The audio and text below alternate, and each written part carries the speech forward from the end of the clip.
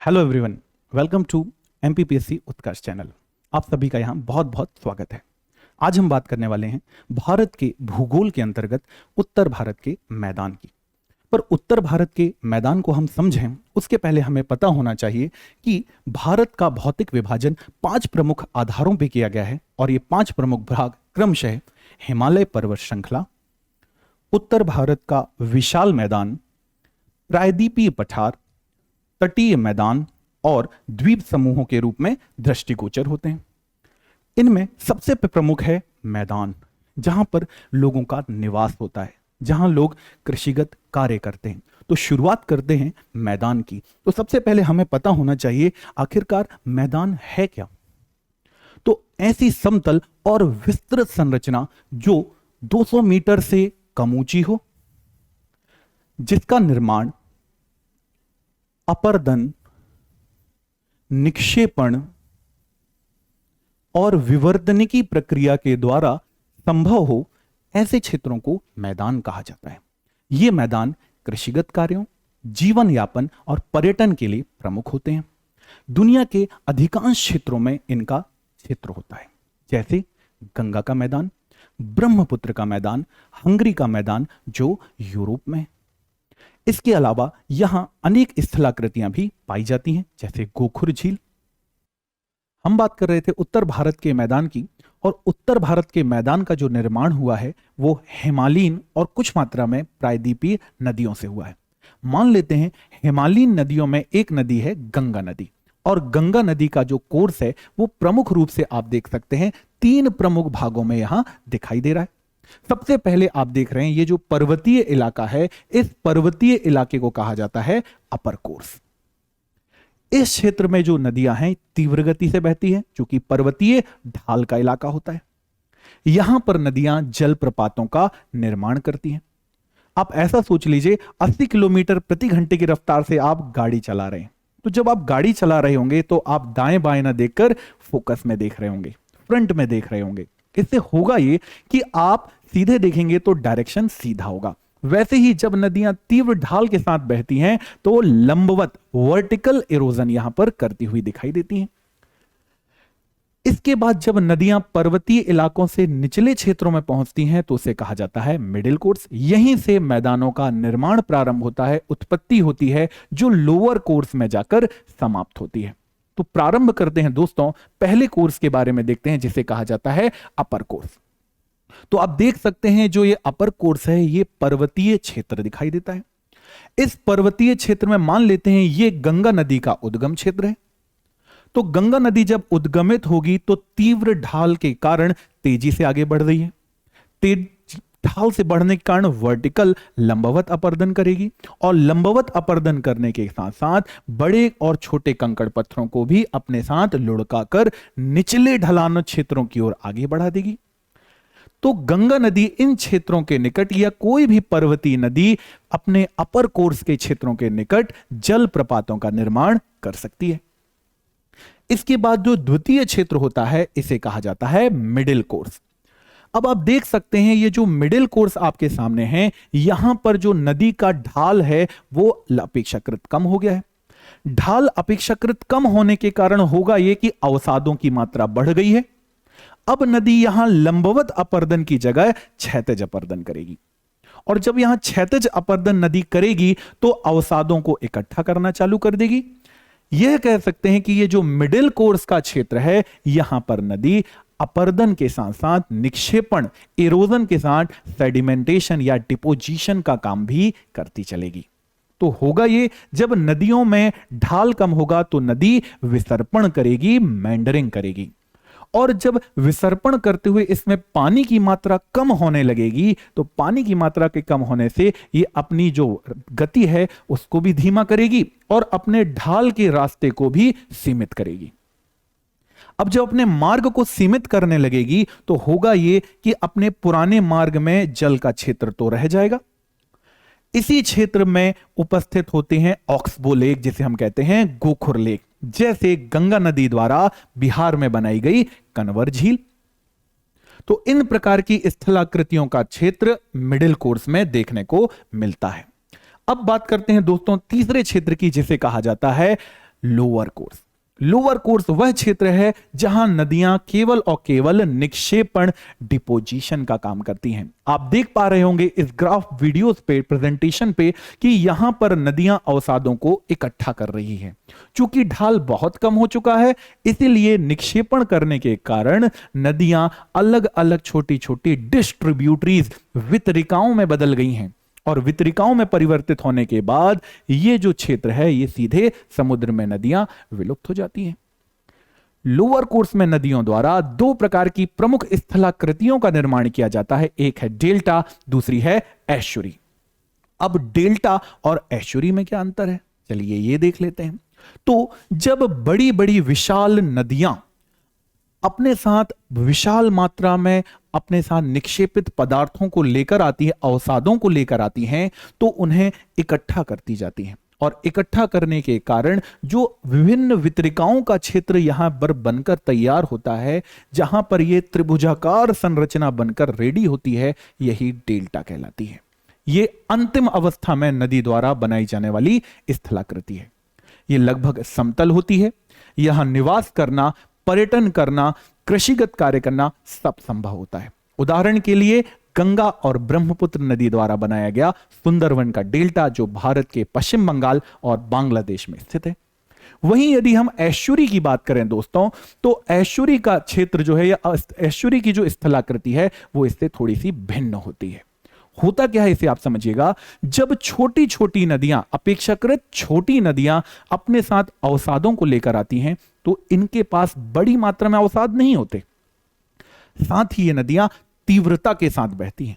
तो तीव्रता के साथ बहने के कारण ये नदियां प्रत्यक्ष रूप से सीधे जाकर समुद्र में विलीन हो जाती हैं। इसके साथ ही साथ चूंकि अवसादों की मात्रा कम है, इन क्षेत्रों में ज्वार भाटा का प्रभाव भी देखा जा सकता है, टाइड्स, ईब का प्रभाव देखा जा सकता है। तो होता यह है, यहां से छोटी नदियों का जल आ रहा है, यहां से ज्वार भाटा अपना प्रभाव दिखा रहा है। तो जो अवसादों को यहां इकट्ठा किया है नदियों ने, वो समुद्र अपने साथ वापस समुद्र में ले जाता है, अंदर डीप गहराइयों पे ले जा लेता है। इसके कारण यहां छोटे छोटे टीले नुमा संरचनाएं बच जाती हैं। इन्हें ही एस्चुरी कहा जाता है, ज्वार नदमुख कहा जाता है। तो उत्तर भारत का जो ये मैदान है, ये मुख्य परीक्षा और प्रारंभिक दोनों परीक्षाओं के लिए बहुत ही महत्वपूर्ण है। 3 अंक, 5 अंक और 11 सभी अंकों में यहां से प्रश्न पूछे जा सकते हैं। जैसे उत्तर भारत के मैदान से क्या आशय है, इसका क्या वर्गीकरण है। तो उत्तर भारत के मैदान को 2 प्रमुख भागों में वर्गीकृत किया गया है। सबसे पहला भाग है भौतिक वर्गीकरण। तो उत्तर भारत के मैदान का 5 प्रमुख भागों में भौतिक वर्गीकरण है: भाबर, तराई, बांगर, खादर, और 5वां जो प्रमुख प्रकार है, इसे कहा जाता है डेल्टा। यह जो प्रश्न है अपने आप में 11 अंक का है। वहीं पर अलग अलग स्वरूपों में इन प्रश्नों को 5 मार्क में भी पूछा जा सकता है। वहीं यदि बात करें उत्तर भारत के मैदान के प्रादेशिक विभाजन की, तो यह भी 4 प्रमुख भागों में दिखाई देता है: सिंधु का मैदान, राजस्थान का मैदान, गंगा का मैदान, ब्रह्मपुत्र का मैदान। यह प्रश्न भी 11 मार्क में इंपॉर्टेंट है। वहीं अलग अलग भी ये प्रश्न 5 और 11 अंकों में पूछे जा सकते हैं। वहीं यदि हम बात करें उत्तर भारत के मैदान में प्रमुख अंतरों की, तो भाबर और तराई में क्या अंतर है, 5 मार्क। बांगर और खादर में क्या अंतर है, 5 मार्क। और उत्तर भारत के मैदान का क्या महत्व है, यह प्रश्न भी अपने आप में बहुत ही महत्वपूर्ण हो जाता है। इस प्रकार से यह टॉपिक प्रीलिम्स और मेंस दोनों के लिए बहुत ही ज्यादा महत्वपूर्ण है। उत्तर भारत के मैदान को यदि हम देखें, उसके पहले एक उदाहरण से इसे यदि आप समझेंगे, तो हर चीजें आपको क्रिस्टल क्लियर हो जाएगी। आप यहां देखिए, 2 पर्सन है, एक फिट है, एक फैट पर्सन है। यदि इन्हीं दोनों के बीच एक 5 किलोमीटर लंबी मैराथन करा दी जाए, तो आप जानते हैं कौन जीतेगा। डेफिनेटली सी बात है, फिट पर्सन चूंकि फिट है, इन्होंने अपने आप को टेक्निकल साउंड किया हुआ है, तो यह मैराथन जीत जाएगा। वहीं पर जो फैट पर्सन है, कंपैरेटिवली अधिक वजन होने के कारण अपने आप को जल्दी एग्जॉस्ट कर लेगा और जल्दी रुक जाएगा। सेम ऐसा ही होता है जब फर्स्ट स्टेज में अपर कोर्स से निकलने वाली जो हिमालयन पर्वतीय नदियां होती हैं, जब अपने क्षेत्रों से आगे बढ़ती हैं, तो अपर्दन का कार्य करती हैं। अपर्दन के कार्य करते हुए ये अपने साथ बड़े और छोटे आकार के कंकड़ पत्थरों को भी लेकर चलती हैं। जब ये अपने साथ इन्हें लुढ़काकर पर्वतीय क्षेत्रों से निचले ढलानों की ओर लेके चलती हैं, तो आप बताइए बड़े पत्थरों का क्षेत्र जल्दी रुकेगा या छोटे महीन कंकड़ पत्थर पहले रुक जाएंगे? तो डेफिनेटली बात है, पर्वतों के गिरिपादीय फुटहिल रीजन में हमें बड़े आकार के कंकड़ पत्थर देखने को मिलते हैं, जैसे यहां फैट पर्सन जल्दी एग्जॉस्ट हो गया था। तो कंकड़ पत्थरों का क्षेत्र जो प्रारंभिक अवस्था में गिरिपादीय क्षेत्र में हमें देखने को मिलता है, यही क्षेत्र भाबर कहलाता है। भाबर के बाद महीन कण आगे तक प्रवाहित होते हैं और आगे बढ़कर यही क्षेत्र तराई क्षेत्रों का निर्माण करते हैं। नदी का जो निश्चित क्षेत्र होता है, इसे नदी का प्रवाह, river flow area, river valley region कहा जाता है। अब नदी प्रवाह का जो निकटवर्ती क्षेत्र होता है, जहां हर साल बाढ़ आती है, फ्लड आता है, इन क्षेत्रों को कहा जाता है खादर। और ऐसा क्षेत्र जहां वर्ष प्रति वर्ष बाढ़ नहीं आती है, दूरस्थ क्षेत्र होता है, इन्हें कहा जाता है बांगर। अब कई लोगों को यह शब्दावलियों में कठिनाई हो सकती है, पर आज से आपके लिए यह सरल रहेगा। कैसे समझिए, एक है खाद, जिससे आपको याद रखना है, चूंकि फर्टिलाइजेशन जो है, खाद जो है, ये उर्वरता को बढ़ा देती है। वैसे ही जहां हर साल बाढ़ आएगी, जहां नई मिट्टी का क्षेत्र होगा, वहां खाद की आवश्यकता नहीं होगी, वो नवीन होगी, खाद की भांति होगी। इसलिए खाद बराबर नवीन जलोढ़ मृदा। चूंकि नदियों के निकटवर्ती क्षेत्रों में जो मृदा मिलती है, इसे एलुवियल सॉइल कहा जाता है। वहीं पर दूरस्थ क्षेत्रों में जो क्षेत्र है, जहां हर वर्ष बाढ़ नहीं आती है, यहां ओल्ड एलुवियल सॉइल, पुरानी जलोढ़ मिट्टी देखने को मिलती है। इस प्रकार से 4 प्रमुख क्षेत्रों की उपस्थिति हो जाती है। चलिए शुरुआत करते हैं ऊपर से निचले क्रम की ओर। तो सबसे पहले आपने देखा भाबर क्षेत्र की बात करते हैं। तो पर्वतों के गिरिपादीय क्षेत्र में मान लेते हैं यहां से गंगा नदी का उद्गम होता है। अब गंगा नदी यहां से उद्गमित होकर नीचे की ओर प्रवाहित हो रही है, तो अपने साथ आप बताइए अवसादों को लेकर चल सकती है कि नहीं चल सकती है? चल सकती है। चूंकि गति तीव्र है, इसलिए यहां पर नदी लंबवत अपर्दन करेगी और अपने साथ बड़े और छोटे आकार के कंकड़ पत्थरों को भी अपने साथ लुढ़काकर आगे की ओर प्रवाहित कर सकती है। नदियों की उत्पत्ति स्थान अर्थात पर्वतीय क्षेत्र के गिरिपादीय इलाकों में बड़े बड़े कंकड़ पत्थरों का क्षेत्र ही भाबर कहलाता है। अब आप समझिए, ये बड़े आकार के कंकड़ पत्थर यहां उपस्थित हैं। चूंकि कंकड़ पत्थरों के बीच रंध्रता भी होती है, पोरिसिटी भी उपस्थित होती है, यही कारण है कि कई बार यहां से निकलने वाली जो छोटी धाराएं हैं, छोटी नदियां हैं, ये इनके ऊपरी क्षेत्र से ना बहकर, कई बार ऊपरी क्षेत्र से ऐसे ना बहकर ये इनकी तली क्षेत्रों से होकर भी बहने लगती हैं। तो देखने पर ऐसा लगता है कि नदियां विलुप्त हो गई हैं, पर यहां नदियां विलुप्त नहीं होती हैं, ये अपने निचले तली के क्षेत्रों से आगे प्रवाहित हो रही होती हैं। अब आप मुझे बताइए, क्या ये कंकड़ पत्थरों के क्षेत्र में कृषिगत कार्य संभव है? तो यहां कृषिगत कार्य नगण्य होता है, चूंकि यहां मैदानी संरचना देखने को नहीं मिलती है, परंतु मैदान तो है। रंध्रता की अधिकता होने के कारण यहां पर जो है जल की उपलब्धता पर्याप्त है, इसलिए ये क्षेत्र भूमिगत जल के लिए अच्छे संग्राहक भी माने जा सकते हैं। चूंकि इन क्षेत्रों के आसपास जंगली जीवन होता है, इसलिए जंगली जीव भी इन क्षेत्रों में दृष्टिगोचर होते रहते हैं। इन क्षेत्रों के आसपास, चूंकि आप यहां से सोचिए, नदियां तीव्र गति से जल को लेकर चल रही हैं, अब बड़े कंकड़ पत्थर अवरोधक के रूप में हैं। तो क्या भाबर का क्षेत्र नदियों की जो जल गति है उसको रोकने में सक्षम है, उसे कम करने में सक्षम है? तो डेफिनेटली ये जो वाटर की स्पीड है, इसे स्लो डाउन कर देता है। साथ ही जो अपर्दन का कार्य मृदा के अपर्दन का कार्य नदी द्वारा किया जा रहा है, उस गति को भी ये कम करता है। तो भाबर का क्षेत्र अपने आप में एक महत्वपूर्ण भूमिका भी निभाता है। चलिए और विस्तार से देखते हैं। आप देखिए, ये भाबर का क्षेत्र है। यहां आप बड़े और छोटे आकार के कंकड़ पत्थरों को यहां पर देख सकते हैं। पर्वतों का गिरिपादीय क्षेत्र ही क्या कहलाता है? भाबर कहलाता है। तो भाबर के क्षेत्र में क्या क्या संरचना होती है, इसे एक बार देखते हैं। आप इस वीडियो के माध्यम से आप देखकर मुझे बताइए, ये क्या आपको इस क्षेत्र में बड़े आकार के कंकड़ पत्थर देखने को मिल रहे हैं? यहां से नदी आगे बढ़ते हुए यहां पर विलुप्त हो रही है, ऐसा लोग कहते हैं। पर भूगोल विषय पढ़ने वाले आप समझ गए होंगे कि क्या यह नदी विलुप्त हो रही है? नहीं। यह कौन सा क्षेत्र है?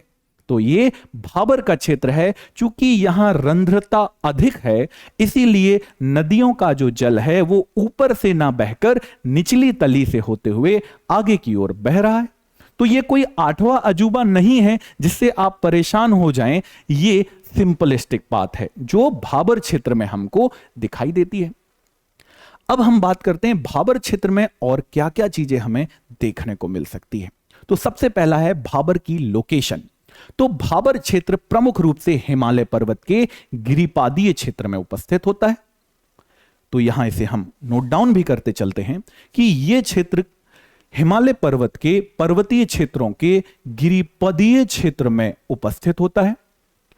किससे मिलकर बना है आखिरकार यह क्षेत्र? तो यह मिलकर बना है बड़े और छोटे आकार के कंकड़ पत्थरों से। भारत में यदि भाबर क्षेत्र की बात की जाए तो भारत में भाबर का क्षेत्र सतलज नदी से लेकर ब्रह्मपुत्र नदी के बीच में दृष्टिगोचर होता है, जो लगभग 8 से लेकर 16 किलोमीटर की चौड़ाई में स्थित है। यदि बात की जाए यहां की मिट्टी की, तो यहां पर रेतीली मृदा को देखा जा सकता है। यहां पर नदियों द्वारा किस प्रकार का कार्य किया जाता है? तो यहां पर नदियों के द्वारा ऐसा कार्य किया जाता है कि नदियां ऊपरी क्षेत्र से प्रवाहित ना होकर निचले क्षेत्र से प्रवाहित होती है। तो हम कह सकते हैं यहां पर नदियां विलुप्त होती प्रतीत होती हैं। क्या वास्तविक में विलुप्त हो जाती हैं? नहीं, यहां पर नदियां विलुप्त होती प्रतीत होती हैं। वहीं पर क्या यह जगह एग्रीकल्चर के लिए सुइटेबल है, लाभदायक है? तो नहीं, यह जगह एग्रीकल्चर के लिए, कृषिगत कार्यों के लिए बिल्कुल उपयोगी नहीं है, सबसे निम्न उपयोगी जगह है। तो यह कार्य क्या है, इसका यूज क्या है? यह मृदा के अपर्दन के कार्य को स्लो डाउन करता है, कम कर देता है। साथ ही साथ यह जल की जो गति है, जल की गति को कम करने में भी सहायक भूमिका निभाता है। तो इस प्रकार से भाबर का क्षेत्र अपने आप में बहुत ही ज्यादा महत्वपूर्ण हो जाता है। क्या हो गया फिर से बताइए? भाबर का क्षेत्र पर्वतों का गिरिपादीय क्षेत्र है, कंकड़ पत्थरों की अधिकता है। भारत में यह क्षेत्र सतलुज और ब्रह्मपुत्र नदी के बीच 8 से 16 किलोमीटर के बीच में फैला हुआ है। यहां पर रेतीली नदियां प्रमुख रूप से पाई जाती हैं। इसके अलावा यहां पर नदियां विलुप्त होती प्रतीत होती हैं। इसके अलावा यदि हम बात करें क्या यह एग्रीकल्चर के लिए सुइटेबल है, तो नहीं, यह क्षेत्र एग्रीकल्चर के लिए सुइटेबल नहीं है। कई बार जीव जंतुओं को यहां पर देखा जरूर जा सकता है। यहां पर मृदा अपर्दन के कार्य को भाबर क्षेत्र तीव्रता को कम करता है, साथ ही साथ जल गति की क्रिया है इसे भी धीमा कर देता है। तो इस भाबर क्षेत्र के बाद चलिए दोस्तों अब हम बात करते हैं दूसरे क्षेत्र की, जो भाबर के निचले क्षेत्रों में देखने को मिलता है। भाबर के निचले क्षेत्रों में जो संरचना निर्मित है इसे कहा जाता है तराई। अब आप मुझे बताइए, महीन कंकड़ की बड़े आकार के कंकड़ पत्थर? यस, यहां महीन प्रकार के कंकड़ पत्थरों की उपस्थिति होती है।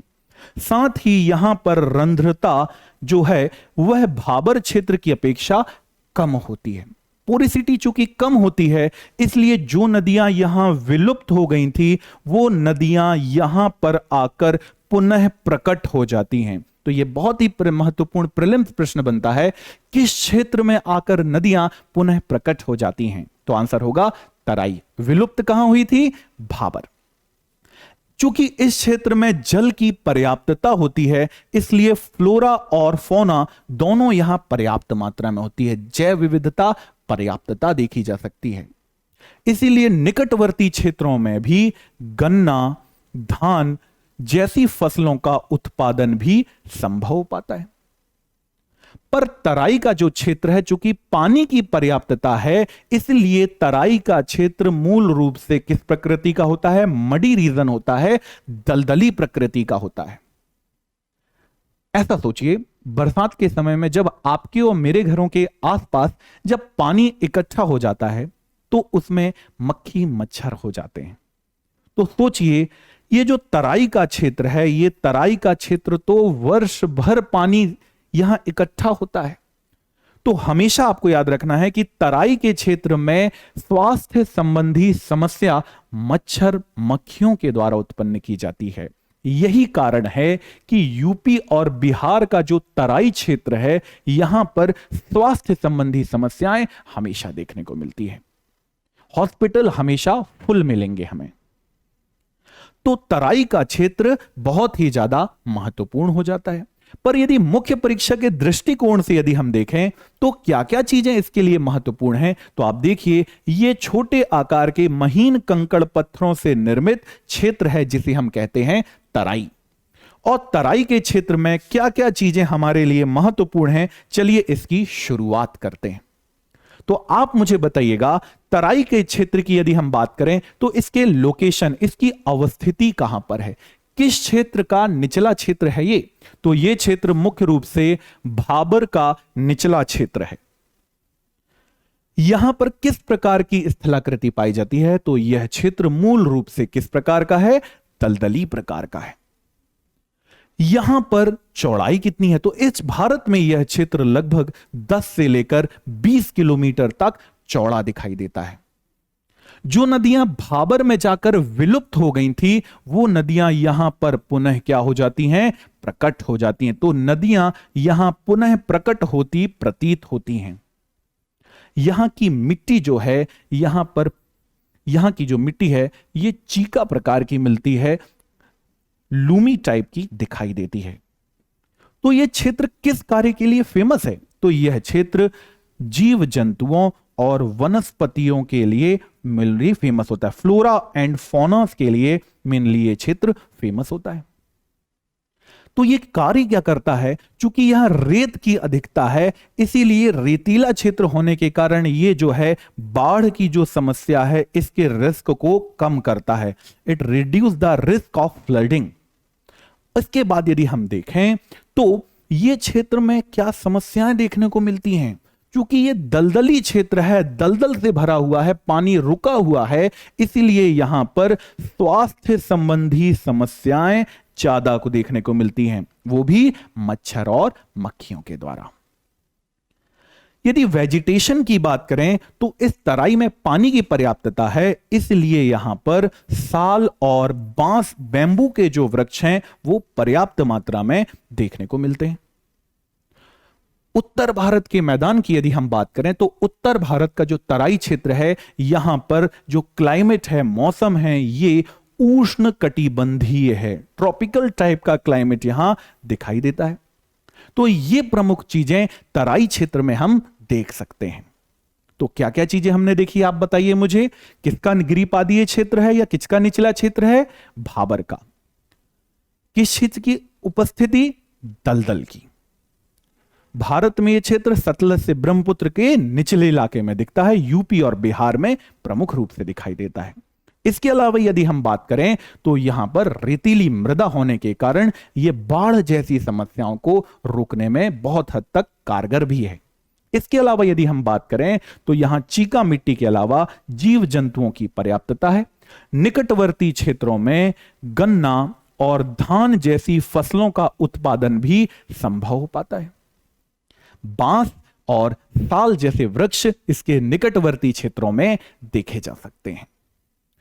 इन दो क्षेत्रों के बाद दोस्तों अब हमारे बीच बारी है नदी प्रवाह की। और ये प्रश्न प्रीलिम्स और मेंस दोनों के लिए बहुत ही ज्यादा लाभकारी है। आज से देखिए हर समस्या आपके लिए समाप्त। तो एक क्षेत्र है खादर जो नदी प्रवाह का निकटवर्ती क्षेत्र है, दूसरा क्षेत्र है बांगर जो नदी का दूरस्थ क्षेत्र है, फार एरिया है। ये निकटवर्ती एरिया है, वो दूरस्थ एरिया है। तो नदी का निकटवर्ती क्षेत्र और एक है दूरस्थ क्षेत्र। कंपैरिजन कर लेते हैं तो आपको उत्तर बताने में बहुत आसानी हो जाएगी और आप जरूर मेरे साथ इसके उत्तर को रिपीट करते चलिएगा। रिपीट करेंगे तो जरूर आप इसको बता पाएंगे। तो नदी का जो निकटवर्ती क्षेत्र है, यहां आप इस एंगल से समझने की कोशिश कीजिए। ये जो ग्रीन कलर का इलाका है जहां हर साल बाढ़ आती है, तो जब हर साल बाढ़ आएगी, यहां हर साल क्या आ रही है? बाढ़ आ रही है। यह नदी का कैसा इलाका है? निकटवर्ती इलाका है। जब हर साल बाढ़ आएगी तो आप बताइए हर साल मृदा परिवर्तित होगी कि नहीं होगी? तो यहां मृदा हर वर्ष क्या होती है? परिवर्तित होती है। हर वर्ष मृदा के परिवर्तित होने के कारण यहां पर कैसी मिट्टी मिलेगी? यहां मिलेगी नवीन जलोढ़ प्रकार की मिट्टी पाई जाती है। इस क्षेत्र को सामान्य रूप में कछार का क्षेत्र कहा जाता है, कछारीय क्षेत्र कहा जाता है, जहां पर मूल रूप से सब्जियों को लगाया जाता है, सब्जियों का उत्पादन किया जाता है। आप मुझे बताइए, क्या आप ऐसी जगह में अपना घर बनाना पसंद करेंगे जहां हर साल बाढ़ आती हो? तो क्या गांवों और शहरों का विकास इस क्षेत्र में हो पाएगा? खादर में होगा? नहीं होगा, क्योंकि गांव और शहर यहां विकसित नहीं होंगे। इसके निकटवर्ती क्षेत्रों में, दूरस्थ क्षेत्रों में यहां देखने को मिलेंगे। तो क्या यहां पर किसी भी प्रकार के परिवहन और कृषि के लिए जो उपकरण है वो उपस्थित होंगे? नहीं होंगे। तो यहां पर आपको याद रखना है, यहां पर गांव और शहरों का विकास संभव नहीं होता। यही कारण है कि यहां पर परिवहन के साधन भी उपस्थित नहीं होते हैं, ना ही कृषि उपकरण और सिंचाई के साधन होते हैं। वैसे देखा जाए तो हर साल परिवर्तित होने के कारण यह मृदा खूब उपजाऊ होती है। अच्छा, अपने बचपन के समय को याद करके मुझे बताइए, जब कभी आप नदियों के किनारे गए होंगे और यहां पर उपस्थित मिट्टी और रेत में या तो आपने घर पैर रखकर घर बनाने की कोशिश की होगी या तो वहां पर गड्ढा खोदने की कोशिश की होगी। तो जब भी आपने यहां गड्ढा खोदा होगा तो आपने देखा होगा कि जल्द ही कुछ देर में वहां पर पानी भर जाता है। क्या आपने सोचा कि ऐसा क्यों होता है? इसका कारण है कि यहां पर जल की पर्याप्तता है। जल की पर्याप्तता हाई वाटर टेबल होने के कारण होता यह है कि यहां पर पानी आसानी से उपलब्ध हो जाता है।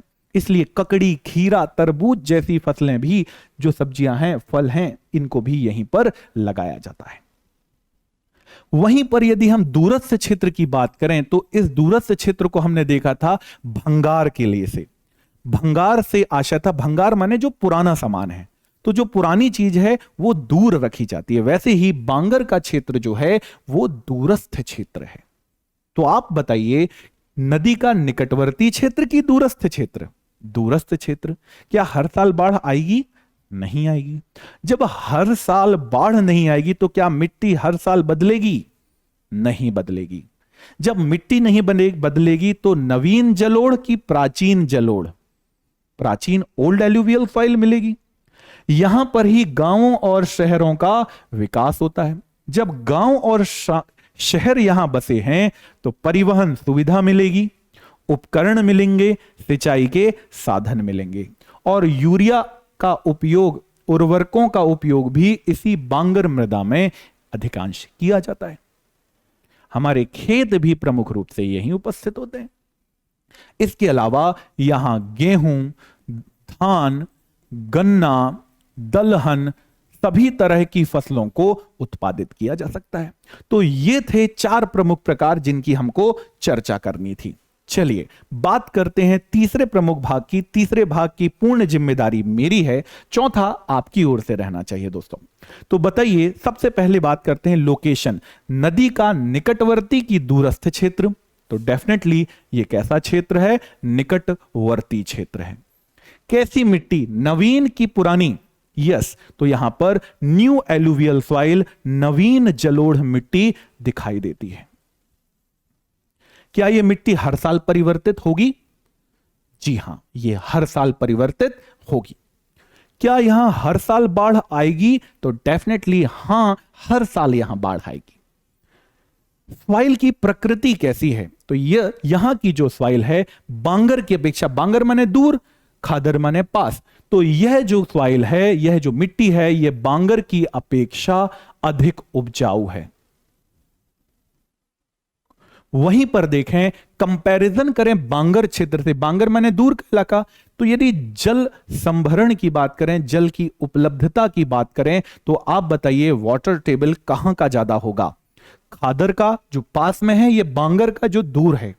जी हां, तो बांगर से यदि कंपैरिजन, तुलना करनी हो, तो हम यहां लिखेंगे खादर का क्षेत्र बांगर क्षेत्र की अपेक्षा जल का अच्छा संग्राहक है।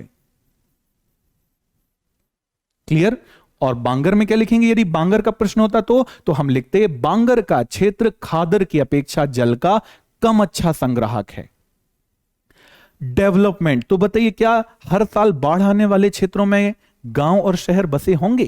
तो जी नहीं, गांव और शहर यहां पर बसे नहीं होते हैं। तो क्या ट्रांसपोर्ट, परिवहन और सिंचाई के साधन यहां मिलेंगे? यहां पर इनकी भी पर्याप्तता नहीं देखने को मिलती है। तो ये क्षेत्र किस कार्य के लिए बेसिक फेमस होते हैं? तो ये क्षेत्र यहां पर उपस्थित सैंड बार्स के लिए, रेत के बने हुए जो टीले होते हैं और उनसे जो बनी संरचनाएं होती हैं, इनके लिए प्रमुख रूप से प्रसिद्ध होते हैं।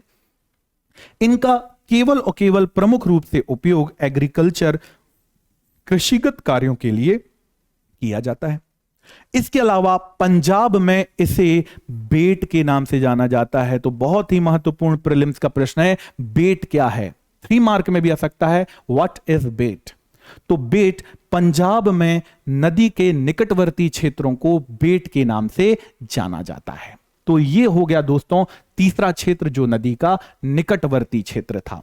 अब बात करते हैं नदी के दूरस्थ क्षेत्र की, जिसे हम जानते हैं बांगर क्षेत्र के नाम से। अब आपकी बारी है दोस्तों, आप बताइए जो ये नदी का दूरस्थ क्षेत्र है, इसकी क्या क्या संकल्पना है? यदि आपने ये बता लिया तो आज मेरा ये पढ़ाना है ये संभव हो जाएगा। तो कोशिश करिएगा मेरे साथ बताते चलिएगा। पहला पॉइंट आप बताइए, अवस्थिति, बांगर का क्षेत्र निकटवर्त में या दूरस्थ में? डेफिनेटली तो ये एक दूरस्थ क्षेत्र है। कैसी मिट्टी पाई जाती है? तो यहां पर ओल्ड एलुवियल सॉइल, पुरानी जलोढ़ मिट्टी पाई जाती है। क्या यह हर साल बदलती है? नहीं, यह हर साल बदलती नहीं है। क्या यहां हर साल बाढ़ का प्रभाव दिखता है? तो नहीं, यहां हर साल बाढ़ का प्रभाव भी नहीं दिखता है। यहां की जो मृदा है वो खादर की अपेक्षा कम उपजाऊ होती है, लेस फर्टाइल देन खादर सॉइल। कंपैरिजन करें, जल संग्रहण के बारे में देखें तो बांगर का जो क्षेत्र है, आप बताइए पानी का खादर की अपेक्षा ज्यादा अच्छा होगा कि कम अच्छा होगा? जी हां, तो बांगर का क्षेत्र खादर की अपेक्षा कम अच्छा जल संग्राहक है। कौन कौन सी फसलों को लगाएंगे आपके खेतों में? जी हां, तो आपके खेतों में लगता है गेहूं, धान, गन्ना, दलहन फसलें, तिलहन फसलें, सभी चीजों को यहां उगाया जा सकता है। क्या दूरस्थ क्षेत्र जहां हर साल बाढ़ नहीं आती है, क्या यहां गांव और शहर बसे होंगे? जी हां, बसे होंगे। क्या यहां परिवहन और कृषि उपकरण के साथ सिंचाई के साधन उपलब्ध होंगे? तो जी हां, उपलब्ध होंगे। ये क्षेत्र किस कार्य के लिए फेमस दिखाई देते हैं? तो ये क्षेत्र प्रमुख रूप से यहां पर पर्यटन, निवास और कृषिगत कार्यों के लिए प्रमुख रूप से फेमस होते हैं। इसका मुख्य यूज क्या है? तो इस क्षेत्र का मुख्य रूप धार्मिक आस्था के केंद्रों की उपस्थिति भी जो तटीय क्षेत्रों के दूर के क्षेत्रों में होती है वो यहीं होती है। तो तट से दूर जो धार्मिक आस्था के केंद्र है वो प्रमुख रूप से यहीं देखने को मिलते हैं। पंजाब में इस क्षेत्र को अलग अलग नामों से जाना जाता है, जिसमें इसे भूड़ के नाम से भी जाना जाता है। तो पंजाब में इस क्षेत्र को भूड़ कहते हैं, ये आपको ध्यान रखना है। ठीक है। इसके अलावा खादर क्षेत्रों में जब भूमिगत जल का ज्यादा उपयोग हो जाता है और जहां सलाइन वाटर है, खारा पानी होता है, तो कई बार खेतों के ऊपर एक नमक की सफेद रंग की परत आ जाती है और सफेद रंग की परत आ जाने के कारण इस मृदा को रेह या फिर कल्लर भी कहा जाता है। तो very important 3 marker and 5 marker question है, रेह और कल्लर क्या है। हो सकता है प्रीलिम्स में भी आ जाए, रेह या कल्लर की उपस्थिति कहां होती है। भाबर, तराई, बांगर, खादर। तो इस प्रकार से आप यहां पर इन चीजों को देख सकते हैं। अब बात करते हैं पांचवें और अंतिम क्षेत्र की बात करते हैं, जिसे कहते हैं डेल्टा। डेल्टा का जो क्षेत्र है, ये आप मुझे बताइए अपर कोर्स, मिडिल कोर्स या लोअर कोर्स कहां बनेगा? लोअर कोर्स में बनेगा। जब नदियां अपने साथ बड़ी मात्रा में अवसादों को लेकर चलती हैं और जाकर समुद्र में विलीन होने वाली होती हैं, तो उसके निकट बनने वाली त्रिभुजाकार, प्रमुख रूप से त्रिभुजाकार संरचना को क्या कहा जाता है? डेल्टा कहा जाता है। डेल्टा शब्द का पहली बार उपयोग हेरोडोटस द्वारा किया गया था। इसके अलावा यदि हम बात करें तो चूंकि अवसादों की मात्रा बहुत ज्यादा हो जाती है और गति कम हो जाती है, इसी कारण जो मुख्य धारा है ये अनेक वितरिकाओं में परिवर्तित हो जाती है और वितरिकाओं के कारण ही अलग अलग भागों में बटा हुआ ये चित्र दिखाई देता है। तो यही डेल्टा का क्षेत्र है। डेल्टा का जो ऊपरी भाग होता है, इस क्षेत्र को कहा जाता है चार, और जो निचला क्षेत्र होता है, कई बार जलमग्न भी होता है, इस क्षेत्र को कहा जाता है बील। तो दो बहुत महत्वपूर्ण पॉइंट हैं, चार और बील की उपस्थिति कहां देखने को मिलती है। तो इस प्रकार से ये क्षेत्र भी प्रमुख रूप से मैदानी भाग में उपस्थित हो जाते हैं।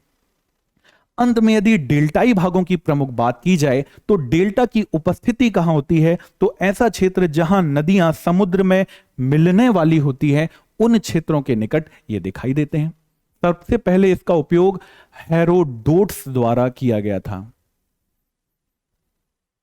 इसके अलावा इसकी प्रमुख प्रकृति है, ये जलोढ़ मिट्टी से निर्मित एक समतल संरचना होती है। इसका प्रमुख रूप से उपयोग कृषिगत कार्यों के अलावा पर्यटन उद्देश्य के लिए भी किया जाता है, जैसे कि गंगा और ब्रह्मपुत्र नदी द्वारा बनाया गया सुंदरवन का डेल्टा, जहां बंगाल टाइगर का भी निवास है।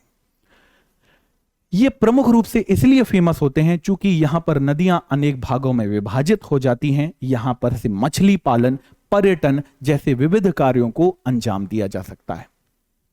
इसका मेन फोकस बिंदु यह है, चूंकि यह क्षेत्र समुद्र के निकट है और समुद्र के निकट मीठे पानी की कमी होती है, तो डेल्टा ही वो क्षेत्र है जहां पर मीठे पानी की उपस्थिति होती है, पीने योग्य पानी की प्राप्ति संभव होती है।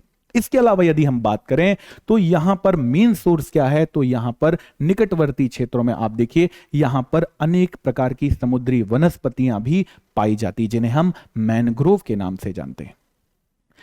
इसके निकटवर्ती क्षेत्रों में चूंकि बंदरगाहों की उपस्थिति होती है, इसलिए भी यह क्षेत्र अत्यंत महत्वपूर्ण है। मछली, पेट्रोलियम और अनेक प्रकार की गैसों की उपस्थिति, खनिजों की उपस्थिति भी इन क्षेत्रों में दृष्टिगोचर होती है। तो इस प्रकार से ये बहुत ही ज्यादा महत्वपूर्ण क्षेत्र हो जाते हैं 5। चलिए अब बात करते हैं अंत में पूरे पॉइंटों की। अब आपको उत्तर देना है मेरे साथ।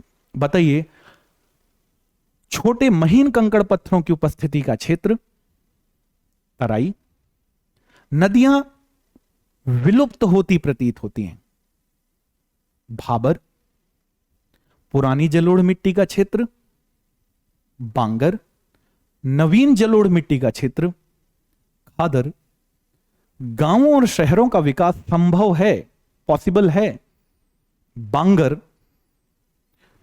हर वर्ष मिट्टी परिवर्तित नहीं होती बांगर, जीव जंतुओं की पर्याप्तता है तराई, सबसे कम कृषिगत उपजाऊ क्षेत्र है भाबर, रंध्रों की पर्याप्तता है जिससे विलुप्त होती हैं नदियां भाबर।